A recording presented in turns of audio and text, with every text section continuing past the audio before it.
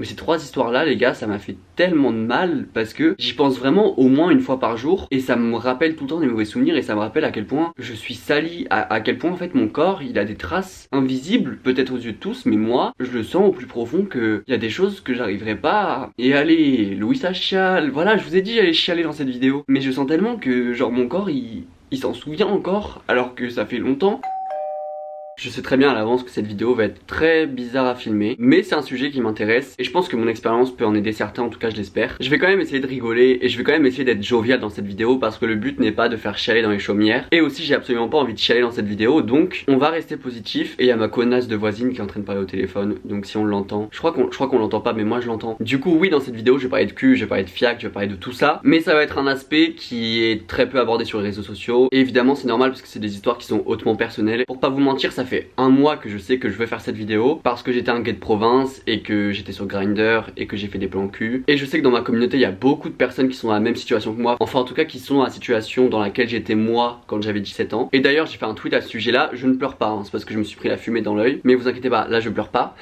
Pas encore en tout cas. Et c'est vrai que j'ai posté ce tweet là parce que c'est quelque chose que je pense réellement et c'est quelque chose que j'ai expérimenté moi-même. La première fois où je me suis un peu senti forcé, je m'en souviens encore dans les moindres détails parce que ma mère n'était pas là ce jour là. Et en gros sur Grindr ça faisait quelques temps que j'échangeais avec quelqu'un qui devait avoir la vingtaine, genre entre 20 et 25 ans. On s'était envoyé quelques photos et on savait que si on se voyait c'était pour Ken. Bref, un soir ma mère n'est pas là donc je propose au mec de passer. C'était pas du tout ma première fois, j'avais déjà fait ma première fois, mais j'étais pas non plus hautement expérimenté dans le sexe. Je savais que j'avais un fiac mais je savais pas forcément comment m'en servir. Enfin bref, est-ce que vous comprenez un peu le bail? Le mec habitait pas hyper loin de chez moi donc il décide de passer, il accepte, il était chaud de passer tu vois, parce que comment ça il accepte? Comment ça c'est moi? Enfin c'est, t'as compris? Le mec est chaud de venir donc moi je me prépare, je range ma chambre et tout. C'était un peu comme quand à l'époque les youtubeuses faisaient des room tours et rangeaient leur chambre parfaitement avant de filmer la vidéo avec une petite bougie et tout. Et bah là c'était exactement la même chose. Il me semble même que j'avais allumé une bougie. C'est pour vous dire à quel point ma chambre était prête. Sauf que sans le savoir, moi j'avais préparé ma chambre mais j'étais pas prêt mentalement en fait. Le mec arrive, il débarque par la fenêtre. Je sais pas pourquoi mais à chaque fois que quelqu'un venait chez moi, la personne passait par la fenêtre pour arriver dans ma chambre plutôt que de passer par la porte d'entrée. Mais en fait j'avais pas envie que les gens voient ma maison. Dans ma tête je dissocie vraiment ma maison de ma chambre. Pour moi ma chambre c'était un peu ma maison et le reste de la maison c'était à ma mère. Mais moi ma chambre c'était à moi. Enfin t'as compris ou pas? Et du coup bref, le mec arrive dans ma chambre, on parle un petit peu machin. Et honnêtement le feeling passait vraiment bien parce qu'on parlait un petit peu avant, donc on se connaissait un petit peu via nos messages, on s'était déjà envoyé nos photos et tout. Et là on commence à faire les préliminaires, on commence un peu à s'embrasser. Sauf qu'évidemment chacun a sa vision des préliminaires. Et en vrai là il y avait juste des bisous mais il y avait pas de réel préliminaire tu vois, il y avait pas de fellation, il y avait rien du tout. Et là du coup le mec me fait comprendre qu'il veut commencer à ken tu vois. Je me mets à quatre pattes.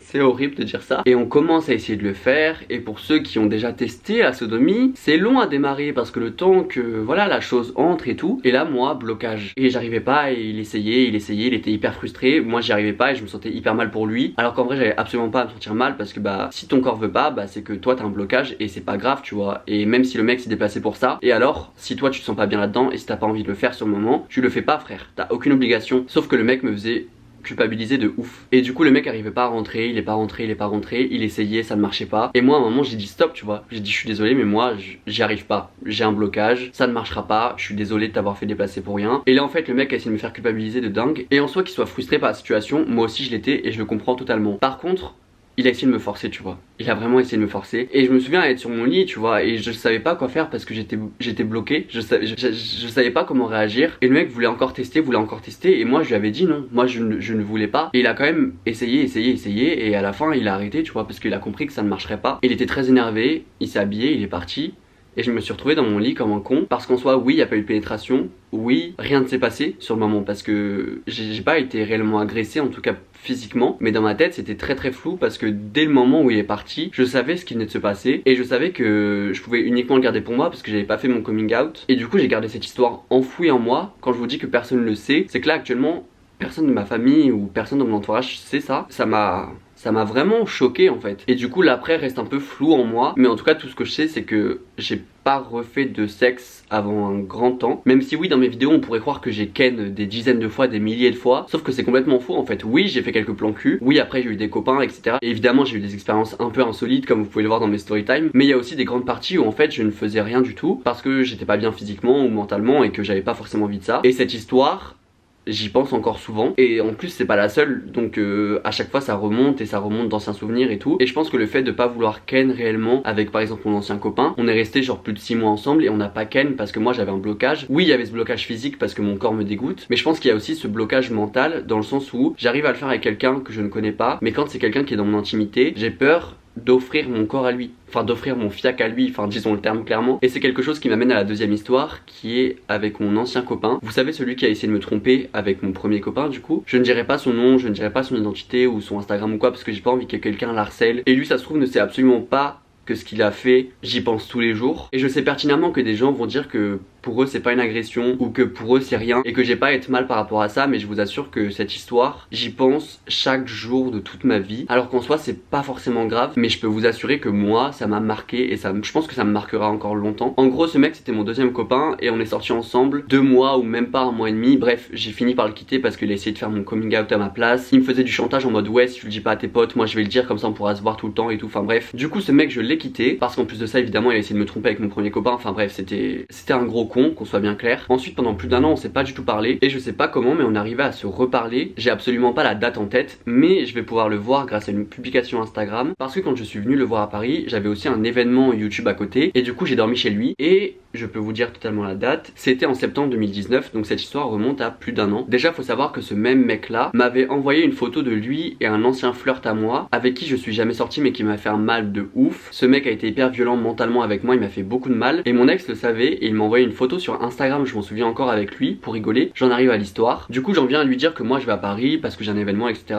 et lui me propose de dormir chez lui. Donc moi évidemment j'accepte parce que déjà je dors à Paris gratuitement donc c'est super cool, mais je mets directement les bases et je lui dis si on se voit c'est en tant que pote, on ne va pas coucher ensemble, il va rien se passer, c'est juste on se revoit comme ça comme au bon vieux temps entre guillemets parce que c'était pas du bon vieux temps. Lui me dit oui t'inquiète pas je comprends et tout, si on se voit c'est voilà, il y a pas d'ambiguïté, on sait qu'on va rien faire tout ça. Avant mon événement et avant de me préparer je décide d'aller le chercher à l'école, comme ça on marche jusqu'à chez lui, on peut parler un petit peu, on papote et après je vais à mon événement, je rentre chez lui. Là bref je lui raconte un peu ce qui s'est passé, c'était cool machin et déjà à cette période je me sentais absolument pas bien dans mon corps, mais bref de toute façon c'est la routine et c'est vrai que cet ex était vachement porté sur le cul, il avait un besoin de ken, c'était incroyable. Déjà quand on était ensemble je m'en souviens, il était venu dormir chez moi et une fois il voulait ken et moi j'avais une vidéo à filmer et il m'a fait la gueule pendant genre 2 heures parce que moi je voulais pas ken. Le mec adore le cul et en vrai c'est super bien le sexe, on est d'accord, sauf que moi j'avais déjà mis les bases et j'avais dit que je voulais pas d'ambiguïté, je voulais pas qu'il se passe quoi que ce soit. Et là du coup on arrive dans le lit, on regarde une série et je sais pas pourquoi mais on commence un peu à se rapprocher et là il me fait comprendre qu'il veut me sucer, sauf que moi je ne voulais pas. J'étais mal dans mon corps, j'étais fatigué, j'en avais pas envie et surtout le fait d'être avec lui ça me remontait des souvenirs qui étaient pas forcément hyper bien pour moi. Vous savez ce moment où quelqu'un revient dans ta vie et en fait tu vas occulter tous les mauvais souvenirs avec lui et tu vas te souvenir que de oh c'était bien là, c'était bien là, et en fait quand tu revois cette personne tu te rappelles de tous les mauvais souvenirs. Et voilà c'était exactement la même chose. Donc moi plusieurs fois je lui ai dit non je ne veux pas le faire, non je ne veux pas que tu me suces, et lui forcé de ouf tu vois, il me montrait son cul, littéralement il me montrait ses fesses, et il me touchait mon corps etc sans même que je le veuille. En plus j'étais mal dans mon corps, j'avais pas envie qu'il me touche et je lui disais non je ne veux pas, non je ne veux pas, et à force de forcer il a réussi parce que bah j'ai accepté tu vois, j'ai dit bon vas-y tu sais quoi, et du coup il m'a sucé. C'est con à dire parce que là même moi quand je le dis je me dis mais Louis en même temps enfin t'étais consentant parce qu'il t'a sucé tu vois, et en vrai déjà j'ai eu du mal à bander parce que bah j'en avais pas envie et le mec a fait son truc, il était content, voilà il m'a sucé, il était très content, il a même voulu aller plus loin, il a voulu que je le ken et tout, enfin moi j'avais pas du tout envie et là chacun sa vision des choses, mais moi ça m'a réellement, je me suis senti en fait sali parce que je ne voulais pas et j'ai fini par accepter parce que vraiment il a tellement forcé, il m'a tellement touché partout et tout que j'ai fini par me dire mais en fait oui t'as accepté de dormir chez lui, t'es dans son lit, arrête un peu, genre si t'es venu c'est peut-être que tu le voulais. Et moi-même je me blâmais d'avoir accepté son invitation alors qu'en vrai j'avais déjà dit que je voulais pas d'ambiguïté et moi-même j'ai eu ce réflexe de me dire mais Louis en fait tu l'as cherché, comme on pourrait dire oh cette femme là, ah bah elle s'est fait violer, bah elle est habillée comment. Je vais pas vous mentir, les souvenirs sont quand même assez flous dans ma tête, je me souviens du pendant mais l'avant et l'après c'est un petit peu flou dans ma tête. En tout cas je me souviens d'avoir été, je sais pas en fait, ce sentiment d'être sali, ce sentiment d'être un peu humilié, et en plus c'est lui qui a fait l'action tu vois, c'est lui qui m'a sucé alors je comprenais pas en fait ce qui se passait. Lui s'est endormi, il avait cours le lendemain donc moi je me suis réveillé, j'ai un peu rangé son appart et je suis rentré chez moi, et quand je vous dis que ce souvenir me hante c'est que tous les jours j'y pense et je pense qu'encore une fois ça explique ce blocage que j'ai avec le fait de faire du sexe avec quelqu'un qui est dans mon intimité, parce que là c'était quelqu'un en qui j'avais confiance entre guillemets, quelqu'un que je connaissais, et cette personne a abusé de moi physiquement, mentalement, je saurais même pas comment vous dire ça, mais déjà ça a fait remonter beaucoup de souvenirs en moi, du fameux plan cul qui s'est terminé en pas plan cul mais que le mec a essayé de me forcer à rentrer en moi. Et dernièrement cet été il s'est passé quelque chose qui a ravivé encore plus ces deux souvenirs qui étaient déjà un petit peu, pas forcément traumatisants, mais c'est des choses qui vraiment me mettent mal quand j'y pense. En fait, quand j'ai quitté mon dernier copain en date, il me semble que je l'ai quitté début juillet. Et en août, je m'en souviens, il y avait Célia chez moi. Et j'avais réinstallé Tinder et tout. Tu connais un peu cette période où tu viens de te séparer de ton copain et t'as envie de parler à de nouvelles personnes, t'as envie un peu de te changer les idées. Et du coup, j'ai eu un date avec quelqu'un. Et d'ailleurs, je l'ai mentionné dans la vidéo vlog avec Célia, je m'en souviens. Je pense que je vous mettrai l'extrait maintenant. Salut, excuse-moi de te déranger, je peux vlogger notre café entre potes. Oh, c'est incessant tout ça là, hein. Et en fait, ce mec, il s'est passé un truc hyper chelou avec lui. Il y a pas grand chose de grave dans ce qui s'est passé, mais moi, c'est quelque chose qui m'a vraiment choqué. Et c'est quelque chose qui m'a mis mal pendant très longtemps, bizarrement. Et je crois que c'est même l'histoire qui m'a le plus marqué des deux histoires que je vous ai déjà racontées. Cette troisième histoire, vraiment, elle m'a vraiment retourner un peu la tête pendant longtemps et je sais pas pourquoi. En gros, ce soir-là, Célia devait voir des potes à elle et moi, ce fameux mec en question que j'ai rencontré sur Tinder me dit tiens bah viens on va boire un verre et tout. Et je me suis dit bah pourquoi pas, parce que Célia était pas là ce soir, lui était beau, donc je me suis dit tiens on va aller boire un verre. On se voit pendant peut-être 3-4 heures, le feeling passe de ouf, le mec est drôle, le mec est intéressant, le mec est beau, enfin vraiment un date Tinder trop cool. Parce que j'en ai eu des dates Tinder un peu calamiteux, genre qui sont mal passés, et le mec voulait absolument que j'aille chez lui. Et en vrai moi j'en avais aussi envie, mais bref ça ne s'est pas fait parce qu'il y avait Célia chez moi et que bah je suis rentré pour voir Célia. Et quelques jours plus tard il me dit ouais est-ce que ça te dit qu'on se voit chez moi avant que je parte chez mes parents et tout. Moi je le rejoins après son taf, on prend le métro pour aller chez lui. Lui il va se doucher parce que bah il se douche après le taf et après il part chez ses parents. Et du coup vraiment on avait 1h30 devant nous. Et là en fait on commence à parler, on commence à rigoler. Tu connais un peu genre quand tu commences à taquiner et tout. Donc là on est dans son lit et on commence un peu à se rapprocher, à se faire des bisous. Et là on commence à faire des prélits. Donc là fellation, tout ça machin. Et le mec me dit mais enlève ton t-shirt. Et moi je l'avais déjà prévenu que j'étais très mal avec mon corps. On avait parlé le fameux soir du date, on avait pas mal parlé sur la vision qu'on avait de notre corps et tout. Et moi je lui ai dit que j'étais pas bien avec mon corps, tu vois. Et pour ceux qui ont vu la vidéo sur mon opération, vous savez pourquoi je suis pas bien. Même si je me suis fait opérer pour ça, je me sens quand même pas hyper à l'aise avec mon corps, surtout pas avec mon torse. Et le mec a extrêmement forcé, il forçait.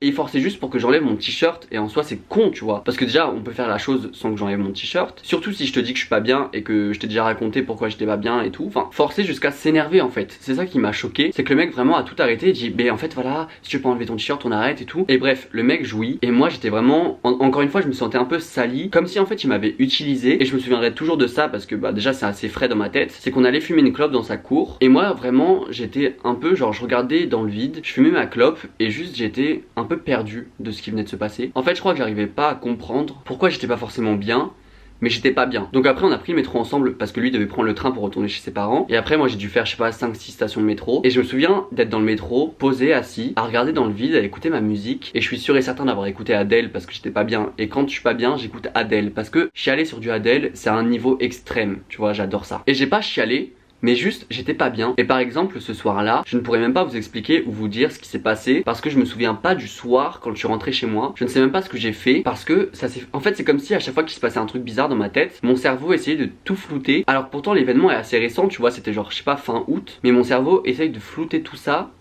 et juste d'occulter les passages qui me font du mal. Et cette histoire pour certains pourrait paraître juste totalement bénigne et juste nulle, mais moi ça a ravivé donc déjà les deux premières histoires que je vous ai racontées. Et je me sentais autant sali qu'avec la première histoire, qu'avec la deuxième histoire. En fait c'était comme si les trois histoires que je vous ai racontées c'était au même niveau, alors qu'en soi c'est des niveaux totalement différents. Mais ça m'a autant impacté, voire la dernière histoire m'a plus impacté que les deux premières. Et je pense que vraiment ça peut expliquer plein de choses dans mon comportement quand je suis en couple, ou dans mon intimité avec mon copain quand j'en ai un. Et en fait pourquoi cette histoire me tient tellement à cœur, c'est que je sais que beaucoup de personnes qui me regardent sont gays ou sont amenées à aller sur Grindr ou des applications de rencontres ou à faire des plans cul et tout. Et en vrai faites votre vie, kiffez, parce que moi aussi j'ai fait des plans cul et j'en ferai sûrement dans le futur. Mais faites attention vraiment les gars, parce que on sait pas ce qui peut se passer et on sait pas comment vous allez vivre ça. Et honnêtement j'ai fait des plans cul où j'étais juste bien, où j'ai kiffé mon moment. J'ai eu 4 ex et il y en a 3 avec qui j'ai que des bons souvenirs et je me rappelle que des bons moments. À chaque fois qu'il y avait du sexe dans ma vie, c'est pas du tout rattaché à un mauvais souvenir. Mais ces 3 histoires là les gars, ça m'a fait tellement de mal parce que je sais pas comment expliquer ça en fait, mais ça,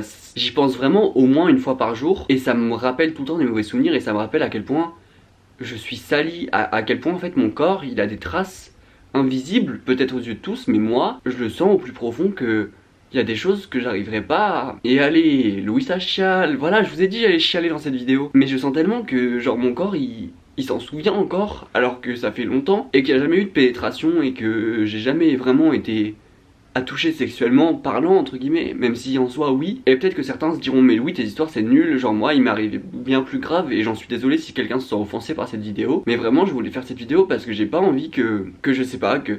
En fait j'ai envie de faire une prévention et de vous dire que oui c'est cool de s'amuser et c'est cool de faire des plans cul et c'est cool de rencontrer des gens et tout, mais même quand t'es en couple en fait je sais pas, mais il peut se passer des choses qui peuvent être traumatisantes pour toi dans le futur. Et même si c'est des gens en qui t'as confiance, et ben en fait tu sais jamais réellement ce que les gens vont faire avec toi ou avec cette confiance. À chaque fois, j'ai vraiment pas réalisé ce qui se passait sur le moment. J'ai réalisé après, mais j'ai jamais réagi directement. En fait, je me sentais comme bloqué. Genre j'avais envie de réagir, mais je le faisais pas et je me sentais juste dépassé par la situation. Et du coup, je laissais faire la chose sans même me rendre compte que ça me mettait mal. Je sais pas si tu captes ce que je veux dire. Même si je sais qu'encore une fois, j'en raconte beaucoup et que certains pourront réutiliser ces histoires contre moi pour me blesser. Mais en soi, je pense que personne peut me blesser avec ces histoires parce que j'ai enfin compris que ça faisait pas partie de moi et qu'il fallait que je les laisse dans le passé, tu vois, et que j'essaye de pu y penser. C'est quand même des histoires qui reviennent tous les jours dans ma tête et j'ai plein de choses qui se passent dans ma vie qui me rendent très joyeux, mais c'est vrai que t'as des souvenirs comme ça que t'arrives pas à occulter et que bah t'as en tête. Et je pense que j'ai essayé de les refouler pendant beaucoup de temps. Et il est temps maintenant d'accepter ça, d'accepter ce qui s'est passé. Et c'est vrai que depuis que je parle de cul sur ma chaîne, il y a beaucoup de personnes qui se permettent de m'envoyer des nudes sans mon consentement sur Snap. Très sincèrement, sur Snapchat, je dois bloquer au moins 5 personnes par semaine parce que des gens m'envoient des nudes sans mon consentement. Des gens me disent ouais je veux te démonter, ouais je veux te sucer, ouais je veux ci, je veux ça. Et en fait ça remonte encore une fois tout le temps ces histoires en moi parce que y a toujours cette barrière de consentement où les gars en fait si on nude pas ensemble, si on ne se connaît pas et si je ne vous demande pas de photos de vous, c'est parce que j'ai pas envie d'en recevoir en fait. J'ai pas envie de ça. Et en ce moment j'ai juste envie de prendre soin de mon corps, soin de moi. Et j'ai pas du tout envie d'avoir un copain, de flirter, de recevoir des nudes ou je ne sais quoi. Mais les gens comme je parle de cul se disent ah mais c'est normal de t'envoyer ça, enfin Louis, c'est pas parce que je parle de cul que j'ai envie de recevoir ta bite fripée. Est-ce que quelqu'un va comprendre ça un jour? Et tu vois par exemple ce matin je me suis réveillé et c'est aussi un des messages qui m'a fait me dire ok Louis tu filmes cette vidéo aujourd'hui. C'est qu'il y a un bouc je sais pas qui doit avoir 30 piges qui m'a envoyé salut Louis tu as l'air de t'être bien amusé vers 16 ans 17 ans au plan cul vu tes vidéos avec un emoji genre. Et je sais pas pourquoi mais je sais très bien que cette personne va m'envoyer des messages ou va m'envoyer des photos dans le futur.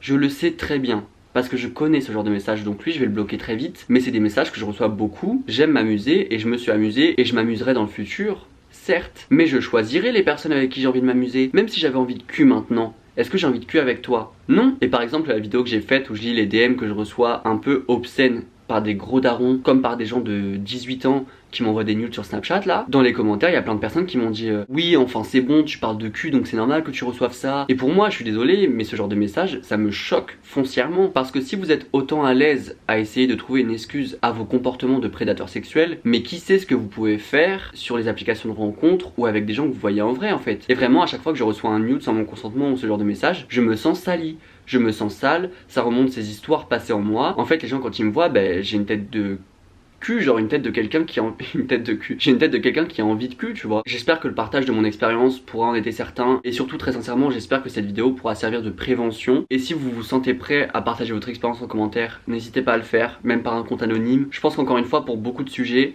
le partage d'expérience, ça fait du bien à beaucoup de personnes de savoir qu'on n'est pas seul dans les expériences qu'on a vécues. Donc voilà, je vous dis à la prochaine. À dimanche en fait, et puis je vous souhaite une bonne journée. Et puis voilà, s'il vous plaît acceptez la notion de consentement. Et surtout par pitié certains, arrêtez d'être des tocards parce qu'on en a marre. Gros bisous, et on se dit à la prochaine. Bisous, et voilà, bisous.